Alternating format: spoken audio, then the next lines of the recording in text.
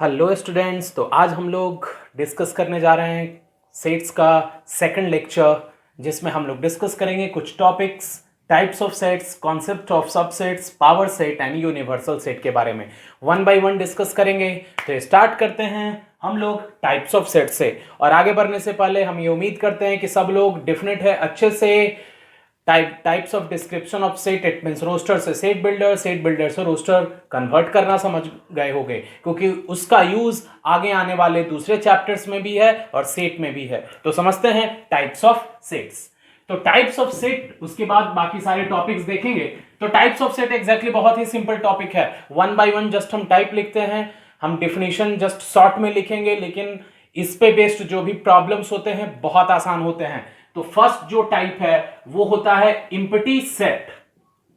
Empty set, और इसका दूसरा और नाम भी है नल सेट भी बोल सकते हैं, और इसका और नाम है वॉइड सेट भी बोला जा सकता है। अलग अलग जगहों पे हो सकता है, अलग अलग नाम हो, कहीं सारे मिल जाएंगे तुमको। तो इम्पटी सेट, नल सेट और वॉइड सेट ये तीनों सेम है। ये है क्या, आखिर क्या ऐसा कंडीशन है जिससे कोई भी सेट एक इम्पटी सेट, नल और वॉइड सेट होगा? तो इसमें मेन जो है इम्पटी वर्ड, उससे तुम ज्यादा रिलेट करोगे। इम्पटी का मतलब होता है जिसमें कुछ नहीं होता। तो सिंपल ऐसा समझ लो, ऐसा सेट जिसमें एक भी एलिमेंट ना हो। तो ये कुछ अजीब लगता होगा कि ऐसा कैसे सेट हो सकता है जिसमें एलिमेंट नहीं हो, तो ये कैसे सेट हो गए? तो इसके लिए हम एक स्टेटमेंट बोलते हैं, वहां से तुम रिलेट कर पाओगे। वो स्टेटमेंट है, suppose even number between 2 and 4।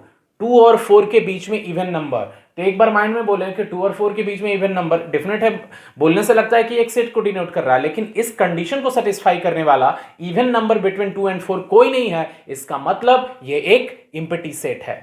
तो इम्पटी सेट का मतलब ऐसा सेट जिसमें एक भी एलिमेंट नहीं हो। It means a set having no element is called empty set. It means बोल सकते हैं simple, a set having no element is called empty set.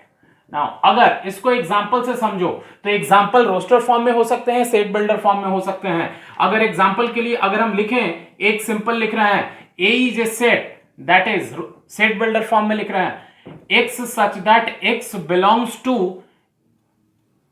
Whole number when x square plus 5x plus 6 is equal to 0। अब इस case में x एक whole number है जो इसको सेटिस्फाई करता है। तो इसको सेटिस्फाई करने वाला, अगर स्प्लिटिंग मिडिल टर्म से इसको सॉल्व करो, तो x plus 2 into x plus 3 is equal to 0 आएगा, और यहां x का वैल्यू -2 -3 आएगा। मतलब अगर इसका करस्पॉन्डिंग रोस्टर फॉर्म लिखो तो उसमें जो एलिमेंट्स मिलेंगे -2 -3 मिलेंगे। लेकिन यहां पे क्या है, x ऐसा एलिमेंट हो जो होल नंबर हो और इसको भी सेटिस्फाई करता हो। तो इस क्वाड्रेटिक इक्वेशन को सेटिस्फाई करने वाले दो एलिमेंट्स हैं, -2 एंड -3, लेकिन ये दोनों में से कोई भी होल नंबर नहीं है। तो अगर हम इसकी बात करें तो इसका करस्पॉन्डिंग अगर हम रोस्टर फॉर्म लिखेंगे तो कुछ ऐसा होगा, इम्पटी ब्रेस ब्रैकेट और फाई। तो ये समझ लो, अगर इम्पटी सेट को रिप्रेजेंट करना हो तो ये जो होता है वो इम्पटी सेट का सिंबल होता है। या तो इम्पटी ब्रेस ब्रैकेट लिखोगे या फिर फाई लिखोगे। इसको फाई प्रोनाउंस करते हैं, PHIE, फाई। इसको या तो फाई लिखोगे या तो फिर इम्पटी ब्रेस ब्रैकेट। अगर कोई स्टूडेंट ऐसा लिख देता है तो ये गलत होगा, ऐसा कभी नहीं लिख सकते। इट मींस अगर किसी इम्पटी सेट को डिनोट करना हो तो केवल या तो फाई लिखोगे या फिर इम्पटी ब्रेस ब्रैकेट लिखोगे। तो इम्पटी सेट समझ पाओगे कि ऐसा सेट जिसमें कोई भी एलिमेंट नहीं हो। तो हो सकता है तुमको कोई क्वेश्चंस मिले, check that the given set is empty और नॉट। तो तुमको करना क्या है, हम लोग ऑलरेडी पढ़ चुके हैं रोस्टर टू सेट बिल्डर। तो अगर कोई भी सेट लिखा रहे सेट बिल्डर फॉर्म में तो उसका करस्पॉन्डिंग रोस्टर फॉर्म लिखने की कोशिश करो। रोस्टर फॉर्म लिखने का मतलब है एक एक एलिमेंट को लिखना। लेकिन जब गिवन प्रॉपर्टी को सेटिस्फाई करने वाला एलिमेंट ढूंढोगे तो इम्पटी सेट में एक भी एलिमेंट नहीं मिलेगा। जब अगर एक भी एलिमेंट ना मिले तो समझ लो दिया गया सेट एक इम्पटी सेट है। तो क्लियर हो गया first type empty set. Second one discuss करते हैं singleton set. Second types of set, singleton नाम में भी है, सिंगल वर्ड लगा हुआ है, तो ये समझ लो ऐसा सेट जिसमें केवल एक ही एलिमेंट होंगे, ना तो एक से कम होने चाहिए, एक से कम तो फिर एम्प्टी हो गया, और एक से ज्यादा भी नहीं होने चाहिए, तो वो होगा सिंगलेटन सेट। सिंपल है, याद रखना भी आसान है क्योंकि नाम में ही समझ लो एक तरह से डिफिनेशन भी है। Singleton set, a set having only one element, a set having only one element. अगर कभी भी तुम्हारे पास कोई सेट दे दिया जाए तो चेक करना हो सकता है दैट इज सिंगलेटन और नॉट। करना कुछ नहीं है, अगेन उस दिए गए सेट को रोस्टर फॉर्म में लिखना है। इट मींस जो सेट बिल्डर फॉर्म में होगा वो प्रॉपर्टी लिखा होता है, तो गिवन प्रॉपर्टी को सेटिस्फाई करने वाले एलिमेंट ढूंढने हैं। अगर एक एलिमेंट मिला जो गिवन प्रॉपर्टी को सेटिस्फाई करता है, केवल एक एलिमेंट, तो इसका मतलब वो सिंगलेटन है।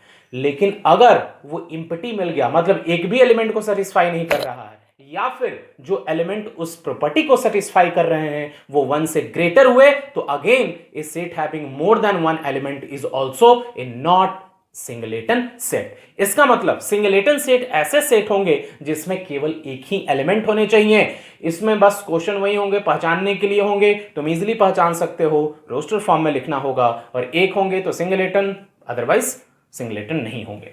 फिर आते हैं थर्ड टाइप। थर्ड टाइप में आ जाता है simple equal set. Equal set का मतलब क्या है? डेफिनेट है इक्वल सेट दो सेट से करस्पॉन्ड रिलेटेड होंगे। तो दो सेट इक्वल कब होंगे? जब दोनों में एलिमेंट सेम होंगे। सेम मतलब अगर ए में 1 2 3 है तो दूसरे में भी 1 2 3 होना चाहिए। लेकिन यह भी बता दें, सेट में ऑर्डर इंपॉर्टेंट नहीं होता। ऑर्डर इंपॉर्टेंट मतलब अगर एक सेट में 1 2 3 लिखा गया, दूसरे में 3 2 1 लिखा गया, इससे कोई फर्क नहीं पड़ता, तब भी वो दो सेट इक्वल बने रहेंगे। It means two set are equal, two sets are equal if they have same elements। अगर हम एग्जांपल से लिखें, तुम खुद से प्रिपेयर कर सकते हो। A is a set having elements -1, 0, 3, और अगर हम B एक सेट लिखें, B is 3, 0, -1, तो इस केस में यहां पे A B के इक्वल है। तो दो सेट इक्वल होने का मतलब दोनों में एलिमेंट सेम होने चाहिए। दूसरे लैंग्वेज में कई बार यह भी बोला जाता है, if every element of the set A is present in B and every element of B is present in A. इसका मीनिंग भी वही है, if two set having same element. तो अगर दो सेट में सेम एलिमेंट होंगे तो वो इक्वल सेट होगा। इजी है, इसमें कोई डिफिकल्ट नहीं है। अब देखते हैं fourth type, equivalent set. Equivalent set, fourth type equivalent set. इससे क्वेश्चंस कैसे होंगे? बस तुमको पहचानने को दिया जाएगा कि दिया गया सेट, सबसे पहले तो हम लोग एम्प्टी पढ़े, एम्प्टी है कि नहीं, सिंगलेटन है कि नहीं, और इक्वल पहचानने हुआ तो तुम्हारे पास सेट दे दिए जाएंगे ए बी सी डी 3 4, और उसमें पूछा जाएगा कि दिए गए सेट्स में से कौन से दो सेट्स के पेयर इक्वल हैं। तो करना क्या है, सबको इक्वल वाले में सबको करेस्पॉन्डिंग रोस्टर फॉर्म में लिख लेना है। अगर रोस्टर फॉर्म में लिख लिए, उसके बाद देखो कि उनमें कौन से दो सेट में सेम एलिमेंट हैं, और जिन भी दो सेट्स के पेयर में सेम एलिमेंट हैं वो दोनों इक्वल हो जाएगा। तो इसमें कोई डिफिकल्ट नहीं है कि क्या करेंगे इक्वल सेट को पहचानने के लिए, बस रोस्टर फॉर्म में लिखने आना चाहिए। अगर सेट बिल्डर फॉर्म में हो तो ये समझ लो। अब इक्विवेलेंट में जस्ट इक्वल का थोड़ा सा डिफरेंट होता है। इक्वल को इक्विवेलेंट से कंपेयर मत करना, दोनों डिफरेंट चीजें हैं। तो कैसे डिफरेंट है ये समझ लो। इक्विवेलेंट सेट अगर दो सेट इक्विवेलेंट है तो इसका मीनिंग है दोनों में नंबर ऑफ एलिमेंट सेम होने चाहिए। सेम एलिमेंट हो कोई जरूरी नहीं है, लेकिन जितने नंबर एक सेट में हैं उतने ही नंबर ऑफ एलिमेंट दूसरे सेट में भी होने चाहिए। एग्जांपल से देखते हैं। इट मीन सपोज ए में एक एलिमेंट है, 3 एलिमेंट लेते हैं ए बी सी, और बी एक सेट लें जिसमें एलिमेंट है -1, 0, 1। हम यहां क्या देख रहे हैं, ए में 3 एलिमेंट है और यहां पे बी में भी 3 एलिमेंट है। तो इस केस में ये दोनों सेट इक्विवेलेंट होंगे, इक्वल नहीं होंगे। इट मीन्स ये जो सिंबल है, ये सब लोग 10th में सिमिलर का सिंबल पढ़ते होंगे ट्रायंगल्स में, लेकिन यहां पे सेट्स में इसका क्या मीनिंग है? इक्विवेलेंट। तो दो सेट इक्विवेलेंट है, इसका मतलब दोनों में नंबर ऑफ एलिमेंट सेम होने चाहिए। तो यहां से तुम ये समझ सकते हो, अगर कोई भी दो सेट इक्वल है तो इक्वल का मतलब सेम एलिमेंट्स होते हैं। तो अगर इक्वल है तो डेफिनेट है इक्विवेलेंट भी होंगे, लेकिन अगर इक्विवेलेंट हैं जैसा कि यहां पे है तो नेसेसरी नहीं है कि वो दोनों सेट इक्वल भी होगा। इट मींस हम यहां से एक स्टेटमेंट लिख रहे हैं, two equal set are always equivalent, but equivalent set may not be equal, but equivalent sets may not be equal, क्योंकि यहां पे हमको जो दिख रहा है ये दोनों इक्विवेलेंट है लेकिन इक्वल नहीं है। और तुम समझ सकते हो जितने भी दो सेट्स के पेयर रहेंगे अगर वो इक्वल हैं तो डेफिनेट है उनमें नंबर ऑफ एलिमेंट भी सेम रहेंगे। तो इक्वल सेट, इक्विवेलेंट सेट आसान है, अगेन वही आएगा चेक करने के लिए। दो सेट दे दिए जाएंगे मान लो, और चेक करना होगा इक्विवेलेंट है कि नहीं। तो अगर नंबर ऑफ एलिमेंट पता चल गया तो बहुत आसान है। अगर कोई सेट बिल्डर में लिखा गया है, कोई रोस्टर में है, तो दोनों को एक ही फॉर्म में कन्वर्ट कर लो ताकि तुमको ये काउंट करना आसान हो जाए कि एलिमेंट्स कितने हैं। और अगर एलिमेंट पता चल गया कि कितने हैं तो दोनों में अगर सेम है तो इक्विवेलेंट होंगे, सेम नहीं है तो इक्विवेलेंट नहीं होंगे। ये था fourth number. Fifth and sixth दो टाइप एक ही में देखेंगे, that is finite set and infinite set. Finite set and infinite set और इस केस में ये भी सिंपल है। फाइनाइट का मतलब है ऐसा सेट जिसके तुम नंबर ऑफ एलिमेंट को काउंट कर सकते हो कि उसमें कितने एलिमेंट हैं। तो तुम बोलोगे सेट्स के नंबर ऑफ एलिमेंट को तो काउंट ही कर सकते हैं, नेसेसरी नहीं। अगर हम बोले सेट ऑफ इवन नंबर तो इवन नंबर डेफिनेट है सेट है, लेकिन इवन नंबर कितने हैं तो ये इनफाइनाइट नंबर में है तो वो इनफाइनाइट सेट हो जाएगा। तो फाइनाइट का मतलब समझो जिसके नंबर ऑफ एलिमेंट्स को काउंट किया जा सकता है। तो इंप्टी सेट भी एग्जैक्टली फाइनाइट में आता है, क्योंकि इंप्टी में कितने एलिमेंट है तो जीरो एलिमेंट है, मतलब एक भी एलिमेंट नहीं होता, तो काउंट तो कर सकते हैं एग्जैक्टली। तो ये समझ लो इंप्टी सेट और a set whose elements can be counted is finite, otherwise set is infinite। मतलब ऐसा सेट जिसके नंबर ऑफ एलिमेंट को काउंट कर सकते हो वो फाइनाइट होगा, और जिसके एलिमेंट को काउंट नहीं कर सकते वो इनफाइनाइट सेट होगा। तो ये आसान है। तो इस तरह से यही टाइप तुमको पढ़ने हैं। हो सकता है किसी बुक में इस टाइप्स ऑफ सेट्स पे बेस्ड कोई एक्सरसाइज मिल जाए सॉल्व करने को, तो इजीली सॉल्व कर सकते हो। बस तुमको चेक करने आएगा कि कोई भी दिया गया सेट सिंगलेटन सेट है कि नहीं, इंप्टी सेट है या नहीं, या फिर अगर दो सेट है तो वो इक्वल सेट्स हैं या नहीं, इक्विवेलेंट है या नहीं, और अगर कोई सिंगल सेट है तो वो फाइनाइट है या इनफाइनाइट। इसी में एक इंपॉर्टेंट क्वेश्चन तुमको मिलेगा फाइनाइट और इनफाइनाइट में। कई बार पूछ लिया जाता है हेयर ऑन योर हेड, तो hair on your head exactly तुमसे बोले फाइनाइट और इनफाइनाइट, तुम बोलोगे ये काउंट थोड़े ना कर सकते हैं, इतना ज्यादा है कि ये काउंट करना मुश्किल है। लेकिन सोचो, काउंट करना मुश्किल होना और उसको काउंट नहीं करना, मुश्किल होना मतलब कि अगर हम उसमें टाइम दे तो वो काउंट किया जा सकता है। जैसे फॉर एग्जांपल, ये दूसरा एग्जांपल लेते हैं। अगर हम बोलें कि इस वर्ल्ड में जितने भी अलग अलग कंट्रीज हैं, उन कंट्रीज में आज तक जितने भी करेंसीज हैं उनको काउंट करने बोले, तो एक पर्सन अपनी पूरी जिंदगी बैठ के अगर काउंट करे तो नहीं कर सकता। तो इसका मतलब ये नहीं है कि वो इनफाइनाइट है, अगेन वो फाइनाइट है, क्योंकि करेंसी हर कंट्री के पास उसका डेफिनिट है डाटा होगा कि उस कंट्री ने कितना करेंसी एग्जैक्टली मतलब मार्केट में डाला है।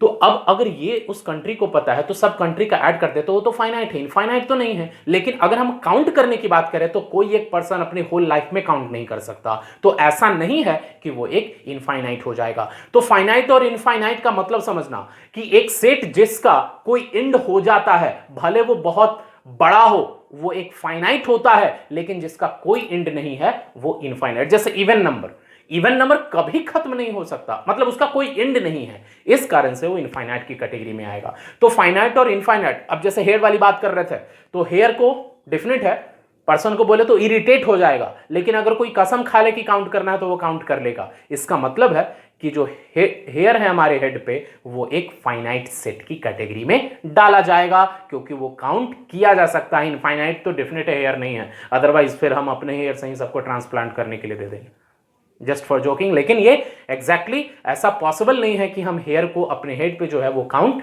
नहीं कर सकते हैं। तो इस तरह से टाइप्स ऑफ सेट्स पे बेस्ड तुम क्वेश्चंस आसानी से बना सकते हो। तो अब हम डिस्कस करने जा रहे हैं एग्जैक्टली जो आगे का बहुत इंपॉर्टेंट टॉपिक है इस चैप्टर के लिए, और इवन आगे आने वाले चैप्टर्स में भी बहुत यूज होता है। और 11th में जिन जिन चैप्टर्स में अभी जो टॉपिक पढ़ाएंगे सबसेट्स, वो चैप्टर हैं relations and function, trigonometry, calculus का सेक्शन पढ़ोगे उसमें यूज होने वाला है, फिर इन इक्वेशंस पढ़ोगे उसमें यूज होने वाला है। इट मीन एंड 12th का तो आधा मैथमेटिक्स कैलकुलस है, रिलेशन फंक्शन भी है। इट मीन्स ये समझ लो मैथमेटिक्स का बहुत इंपॉर्टेंट सेक्शन में अभी जो बताएंगे वो यूज होता है सबसेट्स का कॉन्सेप्ट। तो स्टार्ट करते हैं और कॉन्सेंट्रेट करना सबसेट्स के कॉन्सेप्ट को समझने में, कोई भी कंफ्यूजन ना रहे। अगर फिर भी बताने को में समझने में कंफ्यूजन हो, बार बार देखो फिर भी समझ नहीं आए, कमेंट बॉक्स में जाकर के हमसे कोई भी क्वेश्चन पूछ सकते हो। तो समझते हैं ये सबसेट्स क्या है। सबसे पहले इसमें जो दो वर्ड है उसको हम अलग अलग करते हैं। सब मतलब होता है कि जस्ट सब, इट मीन जस्ट उसका किसी सेट का कोई पार्ट लगता है। सब मतलब छोटे वर्ड के लिए हम यूज करते हैं, सब छोटे के लिए यूज करते हैं और सुपर बड़े के लिए इस सेंस में यूज करते हैं। तो सब सेट्स का मीनिंग जस्ट छोटे सेंस में है। कैसे है इसको हम एग्जांपल से समझेंगे। सपोज हम एक सेट ले लेते हैं जिसमें एलिमेंट्स हैं -1, 0, 4 एंड 5। फिर एक बी सेट ले लेते हैं जिसमें एलिमेंट्स हैं 0, 4, 5, -1, 6 एंड 3। अब यहां पे ए और बी सेट को जस्ट ऑब्जर्व करो, तुम क्या देखोगे, ए के सारे एलिमेंट -1, 0, 4 एंड 5 इसके अंदर प्रेजेंट है। अगेन ऑर्डर इंपॉर्टेंट नहीं होता, हम सफल करके लिखे हैं इसलिए कि तुमको लगे कि ऑर्डर रियली में इंपॉर्टेंट नहीं, हम कहीं पे भी लिख सकते हैं इसको। तो ए के सारे एलिमेंट बी में हैं। तो अब अगर ए का सारा एलिमेंट जब बी में होता है उस केस में A is called the subset of B। सब मतलब अगेन बोले स्मॉलर सेंस में यूज करते हैं, तो कहीं ना कहीं वो उस वर्ड को भी वेरीफाई करता है कि A का अगर सारा एलिमेंट B में होगा तो A B का सबसेट होगा। अगेन बता दें, B का सारा एलिमेंट A में नहीं है, इट मींस B A का सबसेट नहीं है। तो इस केस में आखिर बी ए का क्या है, तो सुपर सेट होगा। सुपर मतलब बड़े सेंस में यूज करते हैं। It means if every element of A is present in B, then A is called the subset of B and B is called super set of A. Now if every element of, लिख रहे हैं, if every element of A is present in B, is present in B, then A is called subset of B and इसका symbol भी है, लिखेंगे, and B is called superset of A। B is called superset of A। Symbol क्या है, अगर A का सारा element B में हो गया तो A B का सबसेट है, तो उसको लिखेंगे कैसे, A सबसेट B।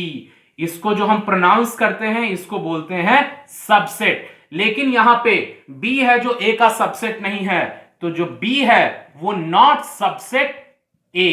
तो नॉट सबसेट का मीनिंग क्या है कि B का अगर एटलीस्ट वन एलिमेंट समझना, अगर B का कोई भी एक एलिमेंट A में नहीं हुआ तो B A का सबसेट नहीं होगा। तो B में 6 और 3 है लेकिन A में नहीं है, मतलब B A का सबसेट नहीं है। लेकिन A B का सबसेट है क्योंकि A के सारे एलिमेंट्स B में प्रेजेंट हैं। तो B नॉट सबसेट A, जैसे हम लोग बिलोंग्स टू और नॉट बिलोंग्स टू का सिंबल लगाए थे, उसी तरह सबसेट और नॉट सबसेट का सिंबल होता है। इसको हम लोग प्रोनाउंस करते हैं नॉट सबसेट। तो ये तो हुआ सबसेट और नॉट सबसेट का सिंबल। अब सुपरसेट किसको बोलते हैं? तो यहां पे बोले कि अगर ए का सारा एलिमेंट बी में है तो A is the subset of B and B is the superset of A, तो उसको कैसे लिखते हैं? कुछ इस तरह से, B superset A. It means इसको हम लिखते हैं सुपरसेट। तो ये समझ लो कि जब कभी भी कोई एक सेट दूसरे का सबसेट होता है तो दूसरा वाला पहले वाले का सुपरसेट होगा। तो इस तरह से तुम पहचान सकते हो कि कोई भी एक सेट किसी सेट का सबसेट होता है या नहीं होता। क्लियर है? अब अगेन एक यहां से इंपॉर्टेंट स्टेटमेंट है, दो इंपॉर्टेंट स्टेटमेंट। अब ये बताओ, कोई भी एम्प्टी सेट है तो एम्प्टी सेट में एक भी एलिमेंट नहीं होते। तो जब एक भी एलिमेंट नहीं है तो वो दुनिया के सारे सेट्स का सबसेट होगा। क्यों? सबसेट छोटे वर्ड के लिए छोटे सेट के लिए यूज करते हैं, और जिसमें कुछ नहीं है वो तो सब में प्रेजेंट है। इसका मतलब ये समझ लो कि एम्प्टी सेट किसी भी सेट का सबसेट होता है। तो हम ये लिख सकते हैं यहां से एक स्टेटमेंट, यू हमेशा याद रखोगे, empty set is the subset of every set. Empty set is the subset of every set. Now and again second one, अगर हम बात करें कि ए का सबसेट है कि नहीं, तो सबसेट का डिफिनीशन ही क्या है कि अगर ए का सारा एलिमेंट बी में है तो ए बी का सबसेट होगा। तो अब अगर हम बोलें ए का सारा एलिमेंट ए में है कि नहीं, तो ऑफ कोर्स है। तो ए का सारा एलिमेंट ए में है तो हम बोल सकते हैं कि every set is the subset of itself. मतलब हर सेट खुद का सबसेट होता है। It mean second important statement, every set is the subset of itself. Every set is the subset of itself. तो इस तरह से यहां सबसेट का बेसिक इंफॉर्मेशन मिला। अभी और भी बहुत कुछ डिस्कस करेंगे सबसेट्स में। तो अभी तक बताएं कि कोई भी सेट दूसरे का सबसेट कब होता है, और फिर सुपरसेट कब होता है, सबसेट्स कब होगा, और नॉट सबसेट कब होगा, सुपरसेट कब होगा। And two important statement, empty set किसी भी सेट का सबसेट होता है और कोई भी सेट खुद का हमेशा सबसेट होगा। तो अभी तक जो इंफॉर्मेशन हम पढ़े हैं सबसेट्स के बारे में, उसी पे बेस्ड सिंपल सा एक क्वेश्चन प्रैक्टिस करते हैं। क्वेश्चन क्या रहेगा कि अगर कोई भी सेट दे दिया जाए, उस गिवन सेट के जितने भी पॉसिबल सबसेट्स हो सकते हैं हम वो कैसे लिख सकते हैं वो देखते हैं। ये सब नोट डाउन कर लोगे ना। तो गिवन सेट्स के पॉसिबल सबसेट्स कैसे लिखे जाएंगे उसके बारे में हम लोग समझेंगे।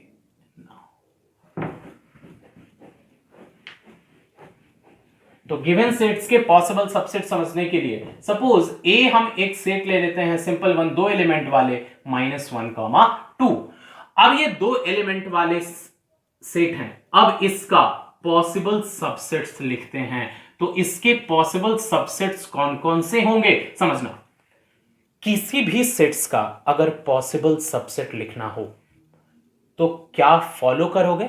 सबसे पहले जो हम दो इंपॉर्टेंट स्टेटमेंट अभी हम लोग लिखे थे, empty set is the subset of every set and every set is the subset of itself, उन दोनों स्टेटमेंट को हम समझेंगे।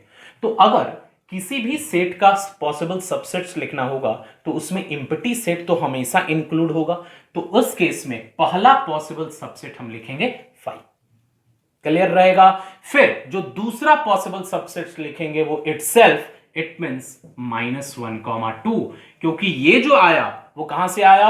Empty set is the subset of every set, और ये आया every set is the subset of itself. अब उसके बाद बाकी के पॉसिबल सबसेट्स लिखने का टेक्निक क्या है समझना। अगर गिवन सेट है तो गिवन सेट में जितने भी एलिमेंट प्रेजेंट हैं उन एलिमेंट्स में से सिंगल एलिमेंट्स के कितने सेट बन सकते हैं। तो यहां पे -1 और 2 दो हैं, तो सिंगल एलिमेंट के कितने सेट बनेंगे? एक -1 और फिर एक 2 वाला। फिर अगर बोले कि दो एलिमेंट के कितने सेट बनेंगे, वो तो एक ही बनेंगे जो ऑलरेडी हम यूज कर चुके हैं। इसका मतलब है कि अगर किसी भी सेट्स के पॉसिबल सबसेट्स की बात करें, मतलब जिसमें दो एलिमेंट हैं, तो कितने लिखे जाएंगे? वो 4 लिखे जाएंगे। अब अगेन एक और ले लेते हैं, ये तो हम फर्स्ट वन की बात कर ले। मान लो एक हम बी सेट लिखते हैं जिसमें हम 3 एलिमेंट ले लेते हैं और वह एलिमेंट कुछ ऐसा रखते हैं। इस बार कुछ डिफरेंट करते हैं। अब इस सेट के अंदर एक सेट है जिसमें 1 प्रेजेंट है, फिर यहां से है A और दूसरा B। अब अगर हम इसका पॉसिबल सबसेट्स लिखने बोले तो अब एग्जैक्टली सबसे पहले समझो B के अंदर एलिमेंट्स कितने प्रेजेंट हैं। तो B के अंदर कितने एलिमेंट्स हैं? 3। तो B के अंदर 3 एलिमेंट्स प्रेजेंट हैं, तो इसके लिए पॉसिबल सबसेट लिखने का अगेन वही टेक्निक, सबसे पहले लिखना होगा empty set, because empty set is the subset of every set. फिर उसके बाद every set is the subset of itself, तो हम गिवन सेट को लिखेंगे, now this is 1 A B, अब इटसेल्फ आ गया। फिर उसके बाद अब हम क्या करेंगे, गिवन सेट्स में से सिंगल एलिमेंट्स के पॉसिबल सबसेट्स लिखेंगे, गिवन सेट्स में से सिंगल एलिमेंट्स के पॉसिबल सबसेट्स। तो सिंगल एलिमेंट्स के पॉसिबल सबसेट्स ये हो गया। ध्यान रखना हम यहां ब्रेस ब्रैकेट के अंदर केवल 1 नहीं लिखेंगे, क्योंकि ये जो कंप्लीट है एक एलिमेंट की तरह है, तो अगर सबसेट लिखना है तो ब्रेस ब्रैकेट के अंदर इसको एक एलिमेंट की तरह ट्रीट करना होगा। फिर वही सिंगल एलिमेंट के का दूसरा set, a set having elements A, और अगर सिंगल एलिमेंट का तीसरा set, a set having elements B। ये तो हुआ कि गिवन सेट्स का यूज करके सिंगल एलिमेंट्स के 3 सबसेट्स बने। अब उसके बाद फिर यहां से ये 3 एलिमेंट का सेट गिवन था, तो हम 2 एलिमेंट के भी सेट बना सकते हैं यहां में से, मतलब 3 में से कोई 2 सेलेक्ट करके। वो क्या होगा, तो इट मींस एक ये एलिमेंट, इट मींस फर्स्ट और सेकंड को यूज करके एक सेट बना ले, फिर सेकंड और थर्ड को यूज करके सेट बना ले, फिर फर्स्ट और थर्ड को यूज करके एक सेट बना ले। तो क्या होगा, ब्रेस ब्रैकेट 1 A पहला, फिर दूसरा A B, फिर तीसरा ब्रेस ब्रैकेट 1 B। तो इस तरह से हमको क्या मिला, ये सारे पॉसिबल सबसेट्स, क्योंकि 2 के बाद 3 एलिमेंट वाला तो ऑलरेडी हम एक ही होगा जो लिख चुके हैं, तो यहां से 3 एलिमेंट के पॉसिबल सबसेट्स मिल गए। तो इस तरह से हम गिवन सेट्स के पॉसिबल सबसेट्स आसानी से लिख सकते हैं। तो अब अगर हम तुमसे पूछें, एक जनरल फार्मूला बनाने जा रहे हैं कि अगर एक सेट में नंबर ऑफ एलिमेंट पता हो तो उसके टोटल कितने पॉसिबल सबसेट्स होंगे ये काउंट करना है। तो इसमें जो एलिमेंट है n ऑफ a जिस represent the number of element in b, ये क्या रिप्रेजेंट करता है, number of element in a। अगर a में नंबर ऑफ एलिमेंट मान लो p है, तो इस केस में आखिर a के पॉसिबल सबसेट्स कितने हैं, लेकिन यहां पे 2 हैं, 2 ही एलिमेंट है तो 2 लिख रहे हैं। अब अगर हम बात करें कि इसके कितने पॉसिबल सबसेट्स हैं, तो 4 हैं, तो 2 to the power 2 is equal to 4, हम लिख रहे हैं ये 4। अब अगर सपोज यहां पे तो number of element in B कितने हैं, तो ये दिख रहा होगा 3 एलिमेंट है। अब यहां से पूछें number of element in B, तो इसके पॉसिबल सबसेट्स 8 हैं, काउंट कर सकते हो 1 2 3 4 5 6 7 8, it means 2 to the power 3 is equal to 8। तो तुम देख रहे होगे कि a में अगर 2 एलिमेंट हैं तो 2 के पावर में 2 आया, a में अगर 3 एलिमेंट है 2 के पावर में 3 आया। ये बता दें, ये सही तरीका नहीं है फाइंड करने का फॉर्मूला, ऑब्जर्वेशन बेसिस पे सही तरीका है परमुटेशन कॉम्बिनेशन का यूज करके एग्जैक्टली फार्मूला आता है, लेकिन वो तो अभी 11th का बेसिक तुम लोग पढ़ रहे हो। जब तक तुम 11th में, इसीलिए बोले हैं कि डायरेक्टली कॉम्प्लिकेटेड क्वेश्चन की तरफ नहीं बढ़ जाना है। अगर किसी को लगता है कि तुमको मेंस की तैयारी करनी है, एडवांस की तैयारी करनी है, पहले सिंपल से शुरू करना है, तो इसलिए हम जो यहाँ पे फार्मूला बता रहे जा रहे हैं वो सिंपल वाला ही बता रहे हैं। लेकिन इसका जो एग्जैक्ट फार्मूला है नंबर ऑफ पॉसिबल सबसेट्स का, वो परमुटेशन कॉम्बिनेशन एक चैप्टर है 11th के मैथमेटिक्स में, उसमें पढ़ना है एक टर्म, और उसके बाद इसका फार्मूला उसी का यूज करके बनता है। तो अभी हम उस पर नहीं जा रहे हैं, केवल जो सिंपल फार्मूला बनाने का टेक्निक है बस वो समझ लो। तो 2 एलिमेंट थे, तो 2 to the power 2 is equal to 4, यहां से 2 to the power 3 is equal to 8। अब अगर इसी को जनरलाइज कर दें कि if number of element in a set is equal to p, अगर एक सेट में p नंबर ऑफ एलिमेंट है, then number of possible subsets of A is equal to, तो देख रहे होगे कि यहां पे 2 एलिमेंट थे में, तो 2 to the power 3, 3 एलिमेंट थे तो 2 to the power 3, sorry 2 element थे 2 to the power 2, अगर 3 एलिमेंट थे 2 to the power 3। अगर यहां पे p नंबर ऑफ एलिमेंट्स हैं में, then number of possible subsets of the A is equal to 2 to the power p। इसका मतलब कि अगर किसी भी सेट में p नंबर ऑफ एलिमेंट रहेंगे, then number of possible subsets is equal to p। तो इस तरह से हम गिवन सेट्स के पॉसिबल सबसेट्स काउंट भी कर सकते हैं इस फार्मूले से, और उसको हम लिख भी सकते हैं। तो ये तो था पॉसिबल सबसेट्स लिखने का टेक्निक, सबसेट्स क्या होता है। अब सबसेट्स के दो इंपॉर्टेंट टाइप्स समझ लो, या इवन बोल लो कुछ उसको एक्यूरेट वे में रिप्रेजेंट करने के लिए सबसेट्स को दो अलग अलग तरीके से लिखा जाता है। एक होता है प्रॉपर सबसेट और दूसरा होता है इम्प्रॉपर सबसेट। इन दोनों में अच्छे से डिफरेंस समझना कि कभी भी एक सेट को दूसरे सेट का प्रॉपर सबसेट कब बोलते हैं और इम्प्रॉपर सबसेट्स कब बोलते हैं। लेकिन अगर टोटल नंबर ऑफ सबसेट्स की बात किया जाए किसी भी सेट का, तो उसका formula 2 to the power p होता है। लेकिन अब इन 2 to the power p number of subsets में कौन सा सेट्स प्रॉपर की कैटेगरी में आता है और कौन सा सेट्स इम्प्रॉपर की कैटेगरी में आता है, नेक्स्ट समझेंगे। वो भी एक इंपॉर्टेंट सेक्शन होगा। तो ये सब लोग नोट डाउन करना चाहो कर सकते हो, फिर देखते हैं नेक्स्ट सेक्शन में। तो समझते हैं प्रॉपर सबसेट और इम्प्रॉपर सबसेट में। तो प्रॉपर सबसेट क्या होता है कि अगर ए का सारा एलिमेंट बी में हो लेकिन एग्जैक्टली ए बी के इक्वल ना हो, मतलब बी में कुछ ना कुछ एलिमेंट एक्स्ट्रा होना चाहिए। एग्जांपल से भी देखेंगे, लिखते हैं if every element of A, if every element of A is present in B,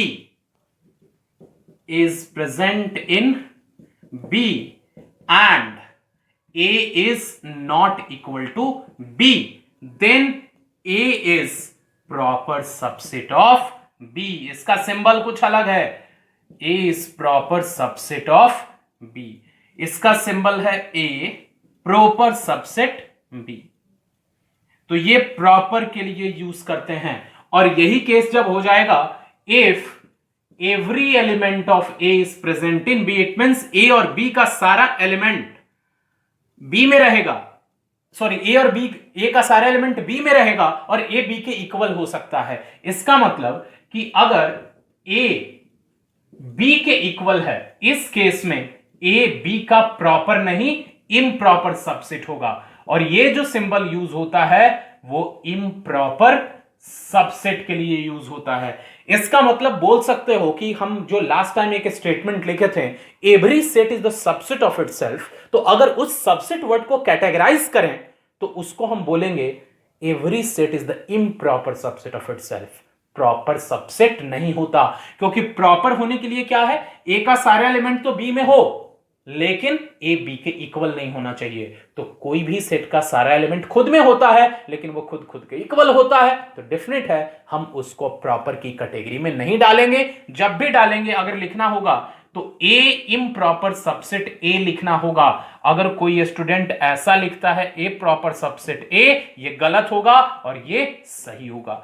तो ये समझ लो, प्रॉपर का मतलब है ए का सारा एलिमेंट बी में होना चाहिए लेकिन उस केस में ए बी के इक्वल नहीं होना चाहिए, और जब ए बी के इक्वल हो गया तो वो इम्प्रॉपर सबसेट बन जाएगा। तो ये था दो डिफरेंट कैटेगरी सबसेट्स में, प्रॉपर और इम्प्रॉपर का। तो अभी हम कुछ देर पहले जो पढ़े थे कि number of possible subsets of a set is equal to 2 to the power p, where p is the number of element in the given set. तो अगर हम उसी में हाईलाइट कर दें कि number of element in a set is p, then number of possible proper subset of the set is, मतलब अगर एक सेट में p एलिमेंट है तो number of possible subsets is equal to 2 to the power p था। तो उसी में एक सेट होता है जो इम्प्रॉपर होता है, जो इटसेल्फ है, तो उसको अगर हटा दें तो 2 to the power p minus 1 number of element जो है वो उस सेट का प्रॉपर सबसेट्स का टोटल नंबर हो जाएगा। इसका मतलब हम यहां से लिख दे रहे हैं कि if number of element in a set A is equal to p, then number of proper subsets, number of proper subset is 2 to the power p minus 1। मतलब अगर टोटल सबसेट्स पूछा जाए तो 2 टू द पावर p, लेकिन improper subset पूछा जाए तो 2 to the power p minus 1। Example के लिए अगर एक सेट में 5 एलिमेंट है मान लो, तो वो 5 एलिमेंट है तो उसके टोटल पॉसिबल सबसेट्स हो जाएंगे 2 to the power 5 32, लेकिन पूछा जाए what is the total number of proper subsets, तो 2 to the power 5 minus 1 that is equal to 31। तो ये तो था प्रॉपर और इम्प्रॉपर का डिफरेंट रिप्रेजेंटेशन। प्रॉपर में ये यूज होता है, इम्प्रॉपर में ये यूज होता है। तो इस तरह से ये तुम समझ पाए। अब हम अगेन एक इंपॉर्टेंट टर्म देखने वाले हैं रियल नंबर से related, that is types of interval as the subset of real number. तो सब लोग इसको नोट डाउन कर लोगे, फिर हम लोग देखते हैं types of interval as the subset of real number. तो समझते हैं very important topic types of interval as the subset of real number. तो क्या है, वन बाय वन समझना, और इस स्टेटमेंट को भी एक्सप्लेन करेंगे, इसका मीनिंग क्या है। अभी इसका मीनिंग हो सकता है समझ में नहीं आ रहा हो, वो पूरा अभी अच्छे से पढ़ो, लास्ट तक तुमको समझ आ जाएगा कि इसका मीनिंग क्या है। तो फर्स्ट वन हम लिख रहे हैं, और फर्स्ट वन कुछ भी लिखने से पहले सबसे पहले एक टर्म पे आते हैं। तुम लोग जूनियर क्लासेस में पढ़े होगे सब लोग कि किसी भी रियल नंबर को हम नंबर लाइन पे कैसे डिनोट करते हैं। तो सपोज ये एक नंबर लाइन है -∞ to ∞। अगर हम बोले कि represent 1/2 on the number line, तो क्या करते थे कि सबसे पहले देखते थे कि 1/2 दो कौन से इंटीजर के बीच में लाई करता है। तो 1/2 डेफिनेट है 0 और 1 के बीच में लाई करता है, तो इसको तुम 2 पार्ट में डिवाइड कर देते हो, और ये जो होता है एग्जैक्टली 1/2 होता है। और यहां पे इसको थोड़ा डार्क करके शो कर देते थे ऐसा 1/2। अब अगर उसी तरह बोले कि अब हमको ऐसा रियल नंबर, एक सिंगल रियल नंबर शो करना था, अगर अब हम बोले कि represent the real number greater than 0 less than 1 on the number line, मतलब we have to represent the all real number, it means x belongs to the real number where x is greater than 0, greater equal than 0, less than or equal to 1। मतलब अब हमको number line पे कोई एक real number नहीं denote करना, वो सारे रियल नंबर रिप्रेजेंट करने हैं जो 0 से ग्रेटर देन और इक्वल टू हो और 1 से लेस देन और इक्वल टू हो। तो इसके लिए क्या करेंगे, हम 0 से लेकर के 1 तक के बीच का जो भी पोर्शन नंबर लाइन पे है उसको पूरा का पूरा डार्क कर देते हैं। ये कुछ ऐसा टेक्निक होता है रिप्रेजेंट करने का। तो इस तरह से तुम ये बोल सकते हो कि ये जो है ये एक पार्टिकुलर इंटरवल को डिनोट करता है। इंटरवल मतलब रियल नंबर ग्रेटर देन और इक्वल टू 0 लेस देन और इक्वल टू 1, और ये जो इंटरवल है वो क्या है, रियल नंबर से छोटा है, मतलब ये रियल लाइन है कंप्लीट। तो इसके कुछ पोर्शन से ये सेक्शन डिनोट किया जा रहा है। इसका मतलब this interval is definitely the subset of real number, that's why this interval is as a subset of real number हम बात कर रहे हैं। ऐसे बहुत सारे हम लोग डिफरेंट वेज देखेंगे, जिसमें से एक हम लोग देखें, तो उसको 1 by 1 हम लोग स्टडी करते हैं। मतलब हम यहां पे क्या देखने वाले हैं, ये भी देखेंगे कि how we can represent a different some intervals of the real number on number line. हम उसको एक डिफरेंट इंटरवल को हम एक रियल लाइन पे कैसे डिनोट करते हैं, और हम उसको रिप्रेजेंट कैसे करते हैं अपने नोटबुक में, उसके बारे में समझेंगे। तो कॉन्सेंट्रेट करना अब इसके अलग अलग कंडीशन पे, कुछ ऐसा ही जो अभी डायग्राम हम मिटाए हैं उससे प्रॉपर डायग्राम हम अलग अलग कंडीशन में देखेंगे। तो फर्स्ट क्या है, यहां पे एक सेट डिनोट कर रहे हैं, x such that x belongs to r where x is greater than और equal to a and less than और इक्वल टू b। अब ही यहां पे a और b दोनों को पॉजिटिव कंसीडर करना, जितने भी हम एग्जांपल दे रहे हैं। तो अब ये सेट क्या है, क्या डिनोट कर रहा है, x such that x belongs to real which is greater than और equal to a less than और इक्वल टू b। और अभी ये जो टॉपिक पढ़ेंगे ये केवल रियल नंबर के लिए है। ऐसा नहीं कि तुम सोच लोगे कि सर ये इंटीजर हुआ तो ऐसा कुछ होगा कि नहीं, तो नहीं होगा। सिंपल, ये जो अभी हम पढ़ रहे हैं केवल रियल नंबर के लिए ही यूज होता है, तो उसके बारे में कंसंट्रेट करना। x such that x belongs to real which is greater than or equal to a and less than or equal to b। अब इसी को अगर हम लिखें करेस्पॉन्डिंग रोस्टर फॉर्म में, मतलब ये जो है ये एक सेट बिल्डर फॉर्म है, तो हम इस साइड जो लिख रहे हैं वो सेट बिल्डर फॉर्म लिख रहे हैं, और इसी का करेस्पॉन्डिंग रोस्टर फॉर्म हम यहां लिख रहे हैं। तो जो रोस्टर फॉर्म है इसका क्या होगा, a और b के बीच में जितने भी रियल नंबर हैं उसको डिनोट करना है, तो हम स्क्वायर ब्रैकेट का यूज करते हैं। मतलब अगर कोई एग्जांपल के लिए समझ लो ऐसा लिखते, स्क्वायर ब्रैकेट 2, 3, इसका मतलब this represent the collection of all real number which is greater than or equal to 2 and less than or equal to 3। तो 2 और 3 के बीच में कितने रियल नंबर हैं ये पता हो, इनफाइनाइट हैं, क्योंकि फ्रैक्शंस में भी डेसिमल में भी रियल नंबर हो सकते हैं, तो इसके बीच में इनफाइनाइट हैं। उसी तरह कुछ ऐसा लिखा जाए -1/2, 6 ऐसा, तो इसका मीनिंग क्या है, this represent all real number greater than और equal to -1/2 and less than और इक्वल टू 6। और ये जो स्क्वायर ब्रैकेट जो है, क्लोज स्क्वायर ब्रैकेट, इसका मीनिंग होता है कि ये जो लास्ट पॉइंट है -1/2 और 6, ये दोनों भी इंक्लूड किया जाएगा जिस रियल नंबर के बारे में हम बात कर रहे हैं। तो ये समझ लो कि हम रियल नंबर के एक पार्टिकुलर इंटरवल को डिनोट करने के लिए हम ये सिंबल यूज करते हैं। ये अगर ऐसा इंटरवल तुमको कभी दिख जाए तो ये बताने की जरूरत नहीं है कि this represent the real number greater than और equal to A, less than और इक्वल टू बी, क्योंकि ये जो सिंबल है हम हमेशा रियल नंबर के लिए ही यूज करते हैं। ऐसा भी नहीं समझोगे कि ये केवल दो नंबर को डिनोट करता है, ए एंड बी, समझ जाओगे सिंपल वही, रियल नंबर ग्रेटर देन और equal to A and less than और इक्वल टू बी। अब इसी को करस्पॉन्डिंग हम लोग नंबर लाइन पे भी रिप्रेजेंट करना सीखते हैं। तो नंबर लाइन पे कैसे डिनोट करते हैं, अभी जो हम बात कर रहे थे वो देखो। सबसे पहले हम नंबर लाइन ड्रॉ कर देंगे -इन्फिनिटी टू इन्फिनिटी, फिर उसके बाद ए और बी हम इस नंबर लाइन पे डिनोट कर देंगे। अब जो हमको रिप्रेजेंट करना है real number between A and B both included, तो इस केस में ए से लेकर के बी तक कंप्लीट पोर्शन को डार्क कर देना है, ये कंप्लीट इसको डार्क कर देना है थोड़ा, ताकि बाकी से अलग दिखे। तो ये, और इसको भी डार्क करना है, क्योंकि अगर ये डार्क नहीं करोगे तो पता नहीं चलेगा कि ए और बी इंक्लूड है कि नहीं, तो ए और बी इंक्लूड होना चाहिए। तो ये जो फर्स्ट टाइप है इसको हम बोलते हैं, टाइप्स ऑफ इंटरवल जो यहां लिखे हैं इसको हम बोलते हैं close interval. This is close. Close नाम किस लिए रखा गया, क्योंकि जो यहां पे एक्सट्रीम पॉइंट है, extreme it means left most point A and the right most point B, ये दोनों इंक्लूडेड है, मतलब इंटरवल में इंक्लूड है, क्लोज्ड है, इस कारण से हम क्लोज इंटरवल इसका नाम रखते हैं। फिर उसी के बाद आता है सेकंड, बस इसी में कंडीशन बदलते चले जाएंगे। सेकंड क्या है, वो है x such that x belongs to R। हम सेकंड में क्या कर रहे हैं, जो एक्सट्रीम पॉइंट ए और बी है उन दोनों में से किसी को इंक्लूड नहीं करेंगे, इस तरह का। तो जब ए और बी किसी को इंक्लूड नहीं करेंगे उस केस में जो आता है उसका नाम है ओपन इंटरवल। अब थोड़ा समझना आसान हो जाएगा। और open interval it means all real number only greater than A and less than B को डिनोट करने के लिए हम जो सिंबल यूज करते हैं वो ए कॉमा बी, इट मींस ये पैरेंथेसिस का सिंबल यूज करते हैं, या फिर इसी को एक और तरीके से शो करते हैं ओपन स्क्वायर ब्रैकेट। कंसंट्रेट करो, ये पहली बार हो सकता है सिंबल देख रहे होगे। ओपन स्क्वायर ब्रैकेट का क्या मीनिंग है कि जो लेफ्ट मोस्ट पॉइंट है ए वो इंक्लूड नहीं होगा जिस रियल नंबर की बात कर रहे हैं हम, और बी भी इंक्लूड नहीं होगा, लेकिन ए और बी के बीच में सारे रियल नंबर इंक्लूड होंगे।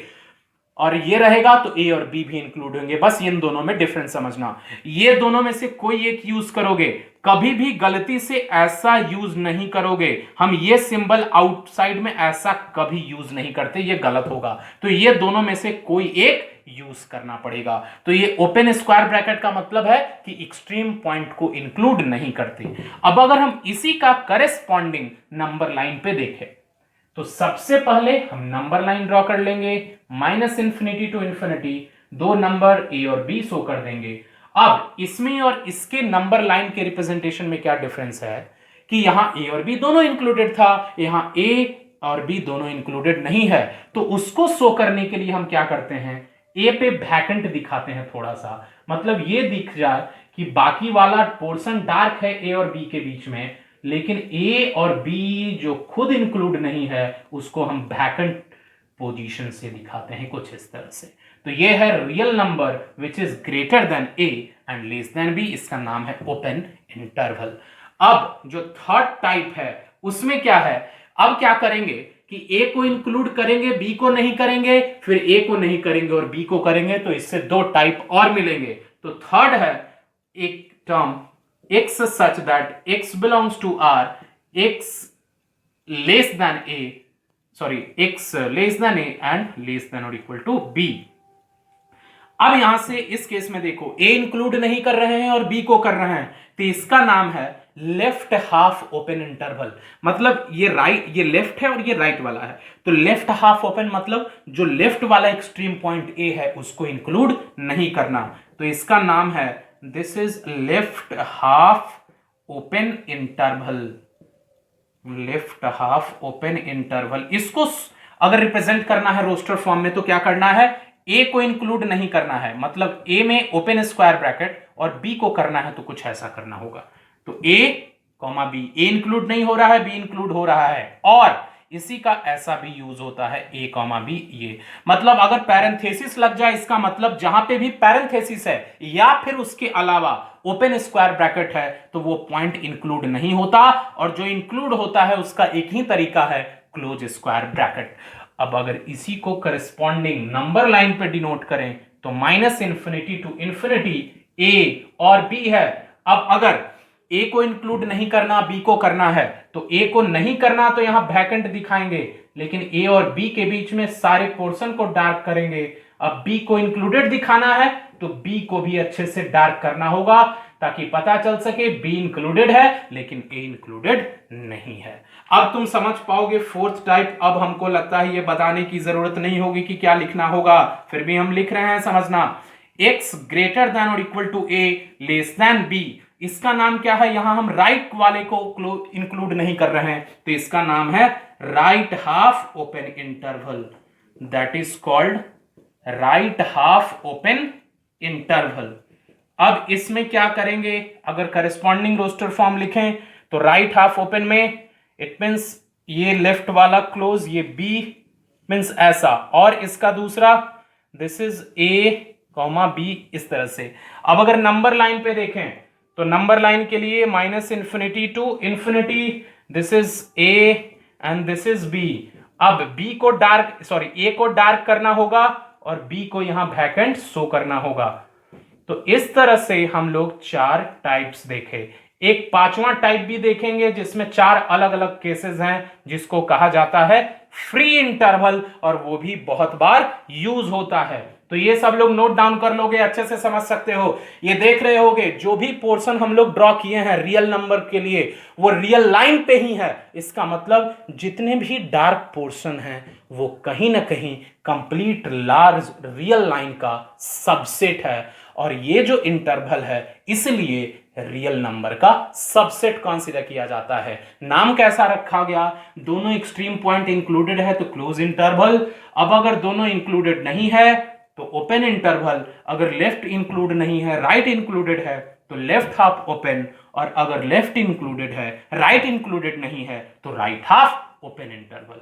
तो इस तरह से टाइप्स ऑफ इंटरवल ये 4 मिले। 5वां देखते हैं फ्री इंटरवल। इसमें केवल एक ही यहां पे नंबर शो किया रहता है, कैसा होता है ये नोट डाउन कर लो, उसके बाद देखते हैं। समझते हैं फ्री इंटरवल के बारे में। फर्स्ट कंडीशन क्या है, x such that x belongs to r and x is greater than और इक्वल टू a ओनली। तो ग्रेटर देन और इक्वल टू a लिखे मतलब a से बड़ा हो, a पॉजिटिव है अगेन, जैसा लास्ट टाइम a और b दोनों पॉजिटिव था। तो अगर ग्रेटर देन और इक्वल टू a मतलब a से इंफिनिटी तक जाएगा, तो अगर इसका करस्पॉन्डिंग रोस्टर फॉर्म लिखो तो कुछ ऐसा लिखोगे, a से इंफिनिटी की तरफ मतलब a इंफिनिटी, और इंफिनिटी जहां भी रहे वहां बिना सोचे ओपन इंटरवल, क्योंकि इंफिनिटी कभी भी इंक्लूड नहीं होता, इंफिनिटी का कोई वैल्यू ही नहीं है। अब अगर इसका करस्पॉन्डिंग नंबर लाइन वर्जन देखोगे तो a डिनोट कर दोगे और a इंक्लूड होगा, क्योंकि ये दिख रहा होगा ग्रेटर देन और इक्वल टू a इंक्लूडेड है, और फिर ये तो इंफिनिटी तक जाता है, ये माइनस इंफिनिटी, और यहां से राइट इट मींस इंफिनिटी तक पूरे पोर्शन को डार्क कर देना होगा। तो ये है फर्स्ट टाइप में फ्री इंटरवल का। सेकंड फ्री इंटरवल में आता है x such that x belongs to r and x is only greater than a। तो डिफरेंस क्या होगा, अब a को इंक्लूड नहीं करेंगे तो कुछ ऐसा लिखेंगे a comma infinity, it means a और इंफिनिटी तो ऐसे भी इंक्लूड नहीं है, अब a भी इंक्लूड नहीं होगा। तो अब इसको डिनोट करने के लिए क्या करेंगे, माइनस इंफिनिटी टू इंफिनिटी में अब जो हम यहां पे a लेंगे, अब a पे यहां पे वैकेंट दिखाना होगा। इंफिनिटी पे वैकेंट शो करने का मीनिंग ही नहीं है, क्योंकि इंफिनिटी का कोई एंड थोड़े होता है, इस कारण से हम यहां पे पूरा लास्ट इंफिनिटी तक के पोर्शन को डार्क करेंगे। अब आता है थर्ड वन, समझ पाओगे, ये भी आसान सेक्शन है। x such that x belongs to r। अब अगर है x लेस देन और इक्वल टू a, मतलब a से माइनस इन्फिनिटी तक, तो माइनस इन्फिनिटी पहले लिखना होगा और फिर a इंक्लूड है तो कुछ ऐसा लिखना होगा इसके लिए। और अगर हम इसको नंबर लाइन पे डिनोट करें तो ये माइनस इन्फिनिटी, इन्फिनिटी और ये a है, तो a यहां पे इंक्लूड है, तो a से लेकर के माइनस इन्फिनिटी लेफ्ट में ये पूरे पोर्शन को डार्क करना होगा। तो ये है थर्ड फ्री इंटरवल का। फिर फोर्थ अगर फ्री इंटरवल में देखें, x such that x belongs to r, x less than a, ये भी क्या करेंगे माइनस इन्फिनिटी और यहां पे a भी इंक्लूड नहीं होगा।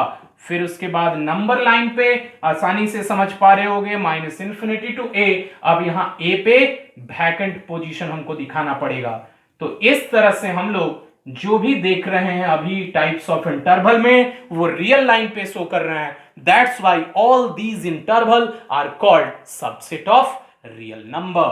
तो ये था तुम्हारा टाइप्स ऑफ इंटरवल जो अलग अलग चैप्टर्स में तुमको यूज करने को मिलेगा। तो अब हम स्टार्ट करने जा रहे हैं और इस पे बेस्ड बता दें, इस पे बेस्ड क्वेश्चन कैसा मिलेगा। हो सकता है तुमको मिले कि कोई सेट इस फॉर्मेट में दिया रहा है and this is the set builder form, और तुमको लिखना हो करस्पॉन्डिंग रोस्टर फॉर्म में, या फिर रोस्टर फॉर्म लिखा रहे और हो सकता है तुमको करस्पॉन्डिंग सेट बिल्डर फॉर्म में लिखना हो। उसके अलावा और भी आगे जब हम लोग ऑपरेशंस ऑफ सेट पढ़ेंगे तो उसमें भी इनका यूज करने को मिलता है कि सेट्स लिखे रहेंगे, उनका यूनियन इंटरसेक्शन फाइंड करना होगा, जो हम आगे के सेक्शन में देखेंगे। तो अब सबसेट से ही रिलेटेड एक और टर्म देखते हैं कि अब अगर दो सेट्स इक्वल हैं, तो इक्वल का तो समझे थे कि दोनों में सेम एलिमेंट होने चाहिए, तो अब इक्वल सेट्स को सबसेट्स के सेंस में देखते हैं। मतलब what is the relation between equal set and subsets. Equal set और सबसेट का आपस में कुछ रिलेशन है कि नहीं देखते हैं, ये सब लोग नोट डाउन कर लोगे। Now relation between equal set and subset. Relation between equal set and subsets. तो अगर हम बात करें कि दो set equal a equal b रहता, तो a इक्वल टू b का मीनिंग क्या है, every element of a is present in b और every element of b is present in a। और बोल सकते हो दोनों में सेम एलिमेंट है। सेम एलिमेंट को अगर दूसरे सेंस में बोलते हैं तो यही होता है, every element of a is present in b and every element of b is present in a। तो हम इस दोनों स्टेटमेंट को लिख रहे हैं। फर्स्ट क्या है, every element of a is present in b, every element of a is present in b। और अगर दूसरा लिखें तो इसमें आता है every element of b is present in a, every element of b is present in a।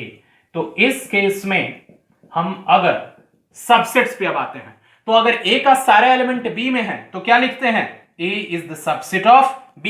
ये हम लोग सबसेट में पढ़े थे कि अगर a का सारा एलिमेंट b में है तो a b का सबसेट होता है, और अगर b का सारा एलिमेंट a में है तो b a का सबसेट है। तो लिख रहे हैं a is the subset of b और यहां से लिख रहे हैं b is the subset of a। इसका मीनिंग क्या है कि अगर दो सेट इक्वल हैं तो a b का सबसेट रहेगा, b भी a का सबसेट रहेगा, और अगर दो सेट ऐसे हैं कि दोनों एक दूसरे का सबसेट है तो दोनों का इक्वल होना नेसेसरी है। तो इसको कंबाइन करके लिख रहे हैं a equal to b if and only if. इसको हम लोग क्या बोलते हैं, this is called if and only if, और इसका दूसरा नाम हम लिखते हैं IFF, if. a equal to b if and only if a is the subset of b and b is the subset of a। इसका मीनिंग ये है कि दो सेट इक्वल कब रहेंगे, जब एक सेट, इट मींस दोनों सेट एक दूसरे का सबसेट हो, a इक्वल टू b। अब इसका एक्यूरेट मीनिंग बताते हैं। इसका मीनिंग क्या है कि अगर तुम्हारे पास दो सेट a और b इक्वल दिया गया है तो हम a को b का सबसेट और b को a का सबसेट डायरेक्टली लिख सकते हैं। फिर उसके बाद अगर पहले से राइट हैंड साइड का कंडीशन दिया गया है a is the subset of b and b is the subset of a, तब हम लेफ्ट हैंड साइड का कंडीशन ए और बी को इक्वल लिख सकते हैं। तो इसका यूज तुमको दिखेगा जब हम सेट्स पूरा पढ़ लेंगे, तो लास्ट में कुछ एग्जैक्टली प्रॉपर्टीज पे बेस्ड क्वेश्चन होते हैं प्रूफिंग से रिलेटेड, तो उसमें हम लोग इसका यूज देखेंगे। मतलब अगर दो सेट को एक दूसरे का इक्वल प्रूफ करना है, तो इक्वल प्रूफ करने के लिए सिंपल हम दोनों को एक दूसरे का सबसेट्स दिखा देंगे तो इक्वल हो जाएगा। तो ऐसा क्यों? हम लोग यहां देख रहे हैं कि अगर दो सेट इक्वल है तो ए का सारा एलिमेंट बी में है और बी का सारा एलिमेंट ए में है। तो ये प्रूफ करने के बजाय अगर हम दोनों को एक दूसरे का सबसेट प्रूफ कर दें तो दो सेट इक्वल प्रूफ हो जाएंगे। तो यही कंडीशन का हम आगे यूज करेंगे जब किसी भी दो सेट को इक्वल प्रूफ करना होगा। तो ये बहुत इंपॉर्टेंट है, ये सब लोग नोट डाउन कर लोगे। और इसके बाद दो छोटे और टॉपिक हैं जो इसी से रिलेटेड है, हम यहां पे डिस्कस कर लेते हैं इसी लेक्चर में। अभी सब लोग ये नोट डाउन कर लोगे। देख लेते हैं सिंपल सा topic, power set. Power set क्या है? अगर तुमको किसी सेट का सबसेट लिखने आता है तो पावर सेट लिख सकते हो। कैसे? देखते हैं, एग्जांपल से देखते हैं। Suppose A is a set having elements -1, 0। अब अगर इसके पॉसिबल सबसेट्स की बात करें तो कौन कौन से हैं possible subsets?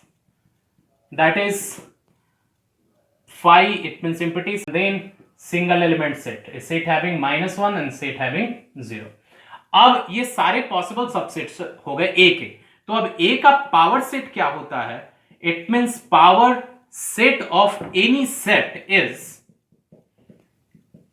represented by P of A, and that is the set of, set it means we have to write the brace bracket, the set of which element? The set of all possible subsets of A.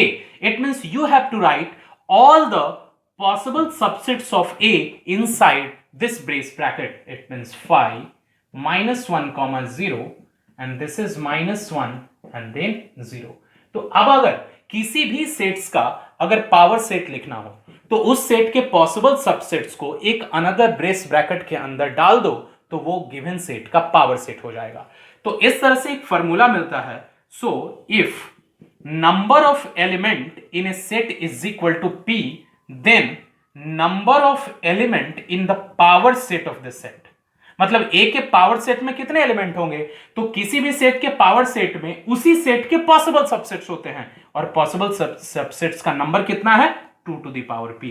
तो इस तरह से अगर किसी भी sets के number of element पता है तो उस सेट के पावर सेट में कितने एलिमेंट होंगे? 2 to the power P। मतलब किसी सेट का पावर सेट लिखना हो तो पहले उस सेट का पॉसिबल सबसेट लिख लो और उस पॉसिबल सबसेट्स को एक ब्रेस ब्रैकेट के अंदर डाल दोगे तो वो उस गिवन सेट का पावर सेट हो जाएगा। सिंपल टॉपिक था, ये लिख लोगे। लास्ट एक और टर्म बता दें, वो है यूनिवर्सल सेट। बहुत ही आसान, अगेन मेन सबसेट्स का कॉन्सेप्ट था और सबसेट्स का अच्छे से सब लोग रिवाइज करोगे, बार बार देख करके उस पे बेस्ड क्वेश्चन प्रैक्टिस करोगे। अब देख लें last term, universal set. Universal, जैसे नाम है यूनिवर्सल, इसका मीनिंग क्या होता है कि ऐसा सेट जिससे कुछ बड़ा सेट नहीं हो सकता। बड़ा मतलब सुपर, क्योंकि सुपर हम बड़ा सेट के लिए यूज करते हैं जो हम सबसेट्स के सेक्शन में देख रहे थे। तो ये समझ लो कि मान लो जब भी हम स्टडी कर रहे हैं तो एक बार कंसिडरेशन में मेरे पास 2 सेट्स हो सकते हैं, 3 सेट्स हो सकते हैं, 4 हो सकते हैं, 5 हो सकते हैं। तो सपोज हम जब स्टडी कर रहे हों तो उस स्टडी में हम 3 सेट्स के स्टडी कर रहे हैं, A, B and C, और उसमें अलग अलग एलिमेंट्स प्रेजेंट हैं। अब उन तीनों सेट्स के यूनिवर्सल सेट्स लिखने हो तो किसी भी गिवन नंबर ऑफ सेट्स का यूनिवर्सल सेट क्या होता है कि उस सेट में, मतलब यूनिवर्सल सेट में गिवन सेट्स के, मतलब 1 2 3 जितने भी कंसीडर किए हैं, गिवन सेट्स के सारे एलिमेंट होने चाहिए।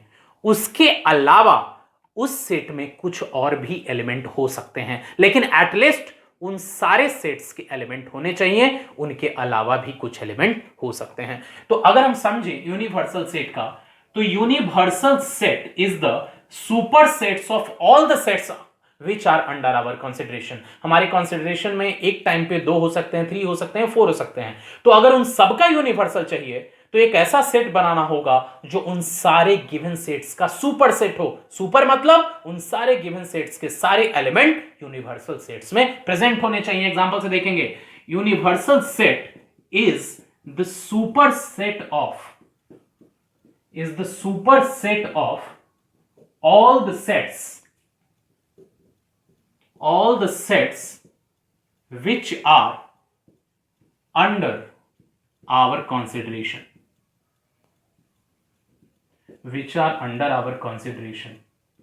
अब अगर एग्जाम्पल के लिए अगर हम लिखें, एक सेट है जिसमें एलिमेंट्स हैं -1 0 2, रैंडम लिख रहे हैं, कुछ भी लिख सकते हो। नाउ 2 4 5, एक और ले लेते हैं, this is C is equal to 6 7 and 8 and 1। अब अगर इन सब का यूनिवर्सल लिखें तो यूनिवर्सल को हम U से डिनोट करते हैं। तो अब एक बार में हम ये तीन सेट को कंसीडर कर रहे हैं।